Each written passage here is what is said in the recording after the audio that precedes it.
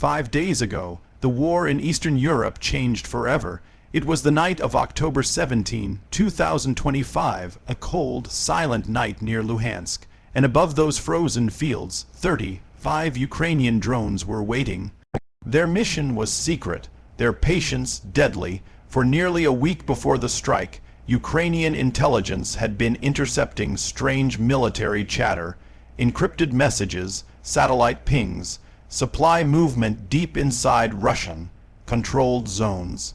Something didn't add up until they realized the impossible.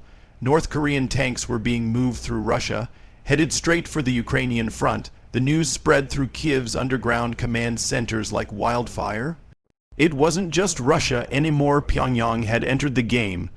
North Korea had quietly supplied Moscow with an experimental armored column, 30 heavy tanks, and dozens of support vehicles, hoping to tip the balance in Russia's favor. But Ukraine had already found them. On October 16th, a full day before the convoy was due to move, Ukraine's drone division set their trap. The operation was codenamed Whisper.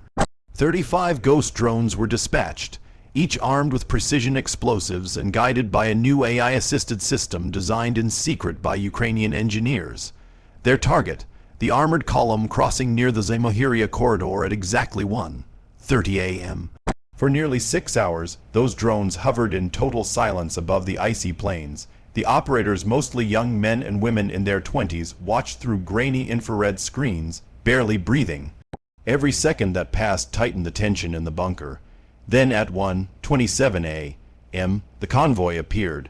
Black shapes moved slowly across the frosted terrain, the first North Korean tanks ever seen in combat outside the Korean peninsula. Engines rumbled, radios crackled. The lead commander's voice was heard saying, "We cross before dawn." But Ukraine was already watching. The order came over encrypted channel: hold, wait for full formation. The operators obeyed. For 12 agonizing minutes, they watched the convoy roll deeper into the trap. And then, at 1:39 a.m., one simple word lit up every monitor: fire. The first explosion tore the night apart. A massive orange blast engulfed the lead tank, hurling its turret into the air like a toy. Seconds later, the second drone struck, then the third. In the next 90 seconds, the battlefield turned into a storm of fire, smoke, and steel. Soldiers on the ground screamed in confusion. Some fired wildly into the sky, others abandoned their vehicles. But it didn't matter. The ghost drones were invisible, fast, and relentless. Every movement was tracked, every heat signature locked. By 2:00 a.m., the valley was a graveyard. 35 drones had unleashed hell with perfect coordination, and in just under half an hour, the entire armored column was gone. When the sun rose hours later, reconnaissance units moved in. The landscape was unrecognizable: burn, doubt shells, melted tracks, twisted steel. But among the wreckage, investigators made a stunning discovery. Markings in Korean characters, serial numbers, manufacturer codes, undeniable proof that these tanks came from North Korea. By October 18th, the footage had reached Kiev, and from there, it spread to the world. News outlets broke the story within hours. North Korean tanks destroyed in Ukraine airstrike. Moscow denied it immediately. Pyongyang stayed silent. But the images didn't lie. Charred armor, captured drones, and intercepted communications left no doubt. Inside the Kremlin, the mood was chaos. Russian generals demanded answers. Putin's intelligence advisors were blamed for the failure. One insider leaked a chilling quote: "Our allies have embarrassed us in front of the entire world." In Kiev, the mood was very different. President Zelensky quietly congratulated the drone division. The engineers who built the ghost drones were hailed as national heroes. These weren't imported weapons, they were Ukrainian-made, built in secret factories under constant bombardment. Analysts began calling the event the Night of the Ghosts. For the first time, the world saw what modern drone warfare could really do, how technology and courage could destroy even the most heavily armored force. 3 days later, the U.S. Department of Defense confirmed that NATO satellites had supported the operation with live thermal imaging, It was a silent alliance, no public statements, no official credit, but the message was clear. The West was still watching. Meanwhile, North Korea reacted with fury.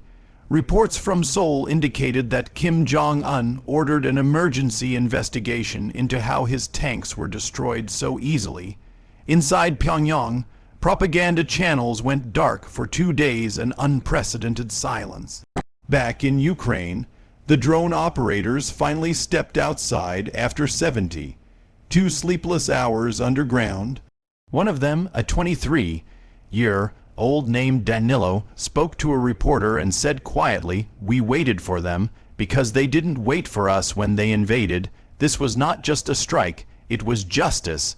By October 22nd, new satellite images confirmed the scale of the destruction. What had once been a 40-vehicle armored column was now a field of wreckage visible from space. The attack crippled Russia's supply routes and delayed an entire offensive in the east. Defense analysts now believe this single strike changed the momentum of the front line and sent a warning to every nation considering direct involvement. Ukraine sees everything. Ukraine hits back. Even now, the footage continues to circulate, 35 silent drones waiting in the darkness, then descending in perfect synchronization, turning a symbol of power into a field of fire. And as global powers analyze that footage, one truth becomes clearer each day. The age of the tank is ending, and the age of the drone has begun. Because on the night of October 17th, 2025, when 35 Ukrainian drones waited for North Korean tanks to cross, they didn't just destroy metal. They destroyed a message that no army, no alliance, no dictator is untouchable. And for Ukraine, that night will forever be remembered as the moment when ghosts from the sky rewrote the rules of war.